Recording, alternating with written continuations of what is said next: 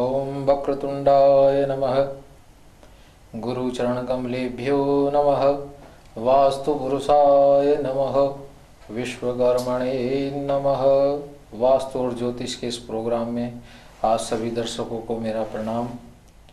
हम वास्तु और ज्योतिष के विषय में बहुत सारी बातें, बहुत सारी जानकारियां आपको इसमें दे रहे हैं। ज्योतिष के माध्यम से भी जो भी समाधान आपके समस्याओं का हो सकता है वो आपको बता रहे हैं। वास्तु के संबंध में भी जो क्वेश्चन हमारे पास आ रहे हैं उनमें से हम उन क्वेश्चनों को अलग कर लेते हैं जो एक ही वस्तु के बारे में, एक प्रकार के वास्तु के बारे में ही पूछे गए हैं। आज का पहला क्वेश्चन वास्तु के विषय में है। राजकुमार अरोड़ा जी स्वतंत्र नगरी से पूछ रहे हैं, कौन सी दिशा का मकान अच्छा होता है। प्लाट लेना चाह रहे हैं, पूछ रहे हैं कौन सा, किस टाइप का प्लॉट या कौन सी दिशा का प्लॉट खरीदें। प्लॉट की 3-4 स्थितियां होती हैं। उनमें से मुख्यतः पूर्व दिशा वाला जो फेसिंग का मकान होता है वो सबसे अच्छा माना जाता है, क्योंकि पूर्व दिशा से सूर्य भगवान के दर्शन, सूर्य भगवान की किरणें, सूर्य भगवान की ऊर्जा हमारे घर पर डायरेक्टली पड़ती हैं। क्योंकि जिस घर पर सुबह सूर्य उदय की किरणें उस समय पर पड़ेंगी जिस समय सूर्य उदय होता है, वो घर ऊर्जावान व वहाँ पर शक्तिवर्धक चीज़ें, नेगेटिव एनर्जी का कम होना और ऊर्जात्मक चीज़ें ज़्यादा होती हैं। दूसरे नंबर पर आता है उत्तर दिशा का मकान। उत्तर दिशा में थोड़ा सा दिक्कत केवल ये है कि वहाँ पर सूर्य की किरणें कम जाती हैं। तीसरे नंबर पर आता है जिनका फेस पश्चिम साइड में होता है, वो मकान तीसरे नंबर के होते हैं। और चौथे नंबर पर होता है दक्षिणी मुख, जिसका मुंह दक्षिण की ओर होता है, वो दूसरे नंबर पर, चौथे नंबर पर माना जाता है। अब आता है 2 साइड का मकान आप कोई लेना चाह रहे हो तो वो कौन सा सबसे श्रेष्ठ माना जाता है। पूरब और उत्तर वाला, जिसके पूरब साइड में भी रास्ता हो और उत्तर साइड में भी रास्ता हो, वो प्लॉट 2 साइड में सबसे अच्छा, सबसे उत्तम माना जाता है। दूसरे नंबर पर आता है उत्तर और पश्चिम, तीसरे नंबर पर आता है पश्चिम और दक्षिण, और चौथे नंबर पर आता है पूरब और दक्षिण। इस प्रकार से अगर किसी की 3 साइड में गलियां हों या 3 साइड ओपन कोई मकान लेना चाह रहा हो तो उसके लिए सबसे श्रेष्ठ कौन सा होता है। सबसे श्रेष्ठ होता है जिसमें पूरब में गली हो, उत्तर में गली हो और पश्चिम में गली हो। इस प्रकार का 3 साइड ओपन मकान बहुत सारी ऊर्जाओं को देने वाला होता है, क्योंकि वायु भी उसके यहाँ शुद्ध आती है और उत्तर से भगवान की, ईशान कोण से भगवान का जो प्रवेश स्थान है वो भी अच्छा होता है, और पूरब से जो सूर्य की रश्मियाँ उसके घर पर पड़ती हैं वो भी अच्छी होती हैं। 3 साइड ओपन में सबसे श्रेष्ठ पूरब, उत्तर और पश्चिम वाला प्लॉट ही माना जाता है। इसमें सबसे हानिकारक जो होता है वो साइड है जिसमें पूरब, दक्षिण और पश्चिम, जिसकी पूरब में गली होती है या उसके दक्षिण में और फिर पश्चिम में भी गली होती है।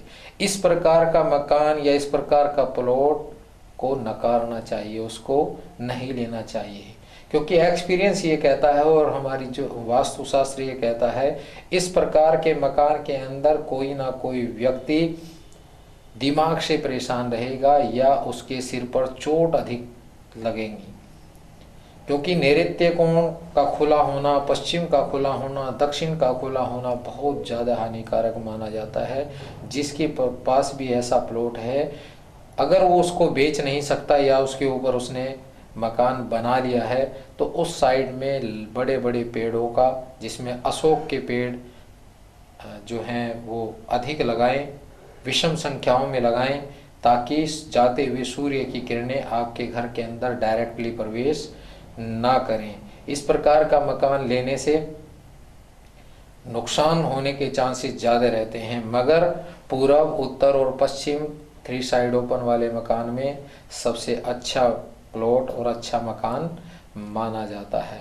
टॉयलेट के बारे में आपको मैं फिर बता देता हूँ, क्योंकि वास्तु के अंदर, भारतीय वास्तु शास्त्र के अंदर केवल एक टॉयलेट जहाँ पर आप दीर्घ शंका के लिए जाते हैं वो ही सबसे ज़्यादा प्रभावित करने वाली होती है। अगर आपके ईशान कोण में टॉयलेट इत्यादि है तो उसको वहाँ से ज़रूर हटा दें, क्योंकि उसका हमारे पास कोई भी उपचार या कोई भी समाधान नहीं होता, क्योंकि वहाँ से भगवान का प्रवेश होता है और भगवान के प्रवेश स्थान पर इस प्रकार की चीज़ें होंगी। वहीं से वायु का, वहाँ से सूर्य की किरणों का प्रवेश भी वहीं से होता है। अतः जो अंदर किरणें जाएंगी वो गंदगी युक्त होंगी, जिससे अंदर बैक्टीरिया व बीमारियां बढ़ जाएंगी। अगर आपके ईशान कोण में कोई भी टॉयलेट इत्यादि है तो उसको वहाँ से निश्चित रूप से हटा दें।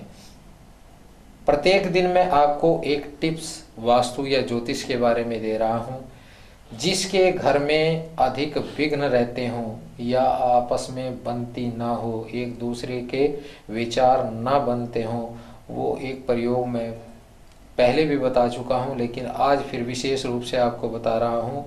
वो अपने घर के अंदर किसी ऐसे स्थान पर जहाँ पर वायु का आवागमन लगा रहता हो, जैसे कि गेट पर, मेन गेट के पास, मंदिर के पास, जहाँ से आपका मेन दरवाजा हो, उस स्थान पर एक पात्र के अंदर, एक किसी डब्बे वगैरह के अंदर नमक को, सिंधा नमक, उसमें हल्का सा पानी डाल करके रखें और उसको खुला रखें, क्योंकि नमक के अंदर एक ऐसी शक्ति होती है जो निगेटिव एनर्जी को समाप्त कर देती है। अतः अगर इस प्रयोग को आप करेंगे तो घर में जो वैचारिक मतभेद जिन लोगों के चल रहे हैं वो समाप्त होंगे और पॉजिटिव एनर्जी का वहाँ पर संचार होगा। अतः इस प्रयोग को निश्चित रूप से हफ्ते में एक बार जरूर करें। पहला क्वेश्चन आज का आया है श्री अमनदीप जी का। ये अपने, इनका जो जन्म है वो है 1 जनवरी 80 का और दोपहर 2:10 काम के बारे में पूछ रहे हैं और स्वास्थ्य के बारे में ये जानना चाहते हैं। इस समय जो आपकी महादशा चल रही है, बृहस्पति में राहु चल रहा है और बृहस्पति आपका भाग्येश है, मगर योग अच्छा नहीं माना जाता। राहु में बृहस्पति आई या बृहस्पति में राहु आए, महादशाओं में अगर ये आ रही हैं तो ये योग अनिष्ट कारक होता है, क्योंकि ये भाग्य से है तो आपके भाग्य को कहीं ना कहीं ये प्रभावित करेगा। भाग्य से जो चीज़ मिलनी जा रही है वो नहीं मिलेगी। राहु उसमें अवरोध निश्चित रूप से पैदा करेगा। अतः राहु का और बृहस्पति का दोनों का आप प्रयोग जरूर करें। अगर आपके व्यापार में कोई विघ्न बाधा आ रही है तो आप 5 हल्दी की गांठ लेकर के जिस समय आप अपने व्यापारिक संस्थान पर जाने के लिए घर से निकलें तो रास्ते में किसी भी शिव मंदिर पर जाकर 5 गांठ हल्दी की लेकर उसके ऊपर डोरी का नाला या पीला धागा लपेट करके एक भगवान शंकर को 1 लोटा जल चढ़ाएं, जल अर्पण करें और उसके बाद हल्दी की वो 5 गांठें जो आपने बांध रखे हैं भगवान शंकर के ऊपर रख करके प्रार्थना करें, हे भगवान आशुतोष, आप मेरे इस व्यापार में जो विघ्न बाधा आ रही है इसको दूर करने की कृपा करें। ऐसे प्रार्थना करते हुए अपने व्यापारिक संस्थान को जाएं। और राहु के लिए आप अपने व्यापारिक संस्थान पर जहां पर कोई कच्चा स्थान हो या चींटियां वगैरह वहां आ रही हो, वहां उनको आटे से जिमाना आरंभ कर दीजिएगा, तो आपका ये राहु का दोष भी कम हो जाएगा। आगे आपकी महादशा 2015 में शनि की आ रही है।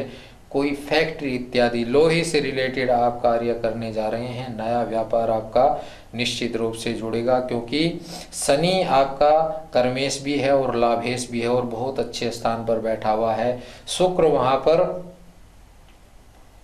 मित्र राशि का बैठा हुआ, शुक्र का 10वें स्थान पर बैठना ये दर्शाता है जो आप फैक्ट्री लगाएंगे वो रेडीमेड गारमेंट्स की भी हो सकती है या हीरे से रिलेटेड भी हो सकती है।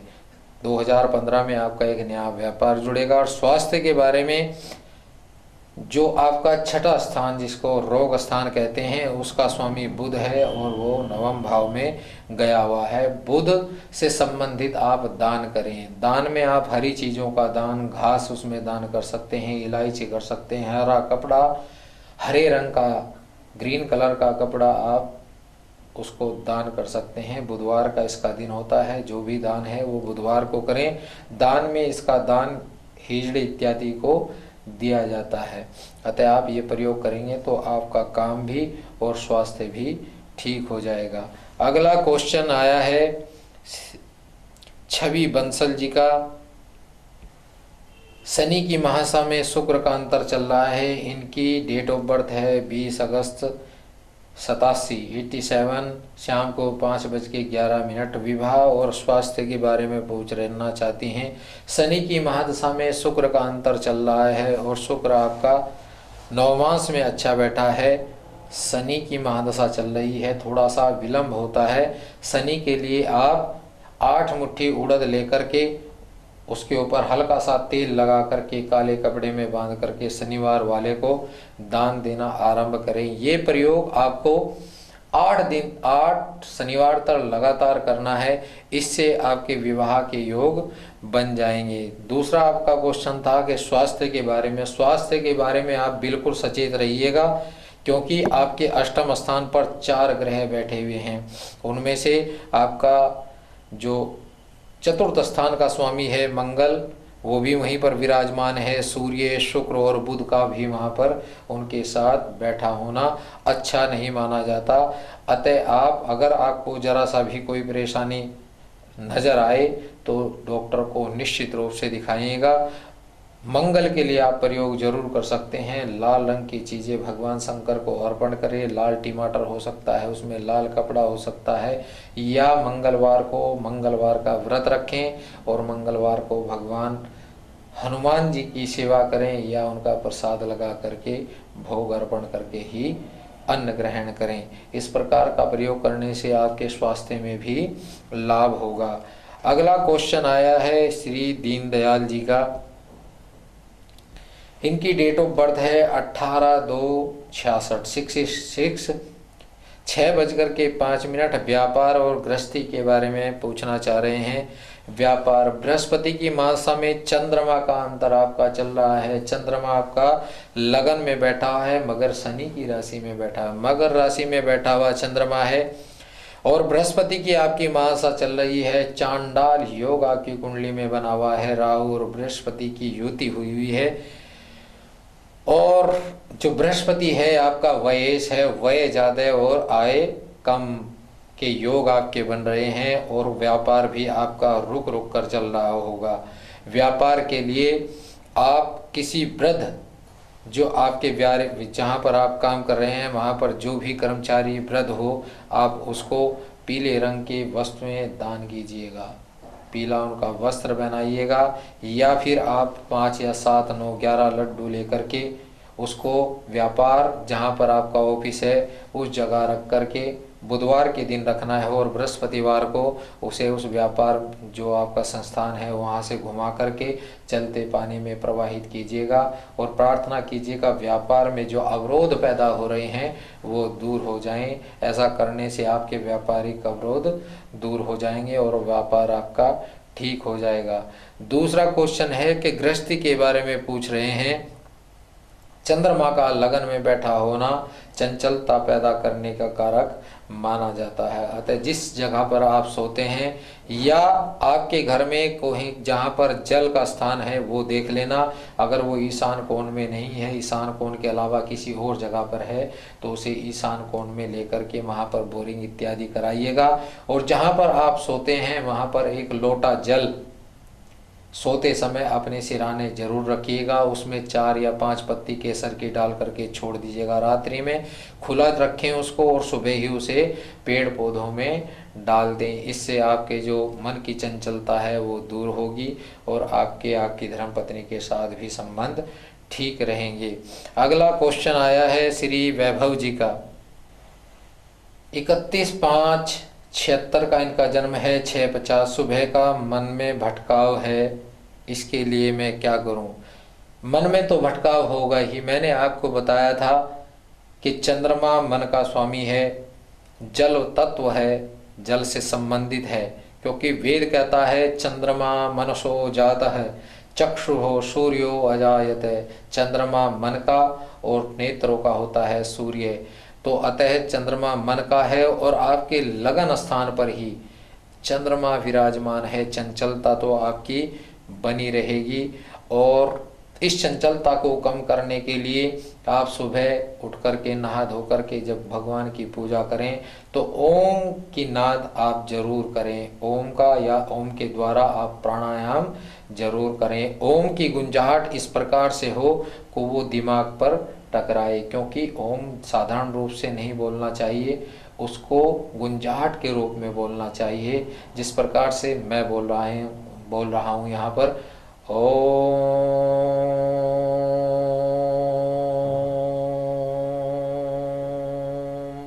इस प्रकार से ध्वनि होनी चाहिए जिसकी गुंजाहट आपके दिमाग को बिल्कुल फिट बना दे। इस प्रकार से आप 11 दिन तक इसे करेंगे तो निश्चित रूप से ये प्रभावी होना शुरू हो जाएगा। प्राणायाम आप जरूर किया करें। चंद्रमा के लिए आप क्या कर सकते हैं? चंद्रमा के लिए आप, क्योंकि आपका द्वितीय स्थान का स्वामी चंद्रमा लगन पर बैठा हुआ है, अतः आप 7.25 रत्ती का अच्छा मोती लेकर के, अच्छी किस्म का मोती लेकर के उसको गले में लॉकेट रूप में धारण कर लेंगे तो आपका मन का भटकाव कम हो जाएगा।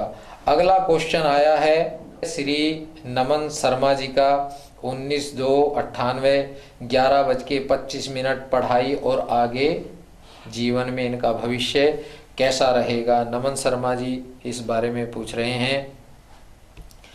नमन जी, आपकी कुंडली वृक्ष लगन की कुंडली है, शनि की महादशा चल रही है और राहु का अंतर चल रहा है। राहु जब जब किसी की कुंडली में अंतर में, प्रत्यंतर में या महादशा में आता है तो वो कार्य में अवरुद्धता पैदा निश्चित रूप से करता है, क्योंकि आपका राहु मन स्थान पर बैठा हुआ है, सिंह राशि का है, अतः ये मन में भटकाव पैदा कर रहा है। राहु से संबंधित आप प्रयोग करें।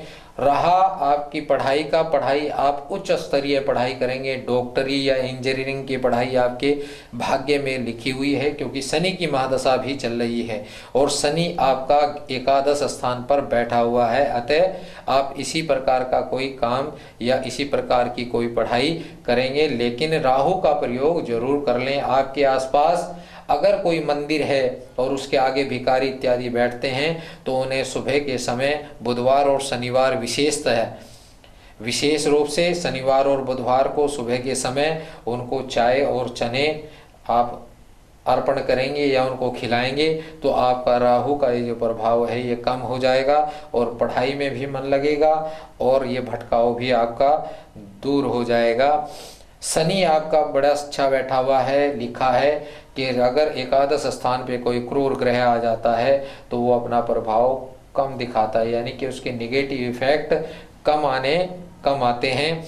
और कर्म स्थान पर आपके 4 ग्रहों का योग है, इसमें आपकी सरकारी नौकरी का भी योग बनता है। आप नौकरी ही करेंगे, आप कोई व्यापार नहीं करेंगे, व्यापार की स्थिति आपकी नहीं बनती। अगर व्यापार आपने किया भी तो नौकरी करते करते आप व्यापार कर सकते हैं। आप पूछेंगे कि ऐसा कैसा संभव है? आपने देखा होगा कि MR जो होते हैं मेडिकल रैप, वो अपनी नौकरी भी करते हैं और अलग से कोई ना कोई एजेंसी भी ले लेते हैं। इसी प्रकार से आप भी नौकरी भी करेंगे और व्यापार भी कर सकते हैं। राहु का प्रयोग करेंगे तो आपका ये जो नेगेटिव इफेक्ट आपको पढ़ाई के अंदर दिखाई दे रहे हैं ये कम हो जाएंगे। अगला क्वेश्चन आया है श्री राहुल जी का, 25 जुलाई 77 का इनका जन्म है, 10:20। क्या कोई नए व्यापार का योग बन रहा है? ये पूछ रहे हैं, क्या कोई नया व्यापार की संभावना बन रही है? निश्चित रूप से राहुल जी आपकी कुंडली में नए व्यापार की योग बन रहे हैं, क्योंकि बुध की महादशा आपकी चल रही है और बुध में मंगल आपका इस समय अंतर में चल रहा है और बुध आपका व्यापार स्थान का, कर्म स्थान का स्वामी है और बड़े अच्छे स्थान पर बैठा हुआ है, तो कोई ना कोई व्यापार आप आरंभ कर सकते हैं। क्योंकि मंगल का अंतर चल रहा है, आप मंगल के लिए भूमि से संबंधित आप भूमि के खरीदने के योग भी आपके बन रहे हैं, अतः चिंता करने की आवश्यकता नहीं है। कोई नया व्यापार आपका जल्दी ही आरंभ होने जा रहा है। बंधुओं, रविवार के दिन मैंने आप सभी के आग्रह पर सुबह निःशुल्क देखने का फैसला किया है। पिछले रविवार को भी सभी जो निःशुल्क वहाँ पर दिखाना चाहते थे वो लोग, वो व्यक्ति, वो दर्शक आए। इस रविवार भी 9 से 12 निःशुल्क यहाँ पर मेरे व्यापारिक स्थान, मेरे ऑफिस के पर आप आकर के अपनी समस्याओं का समाधान करा सकते हैं। इसके लिए आपको स्क्रीन पर चला हुआ नंबर, जो मोबाइल नंबर चल रहा है, उस पर अपना समय नोट कराना होगा और आप मेरी सहायता जिस प्रकार से भी ले सकते हैं अपनी समस्याओं का समाधान हेतु, वो आप मेरे यहाँ से प्राप्त कर सकते हैं। धन्यवाद, नमस्कार।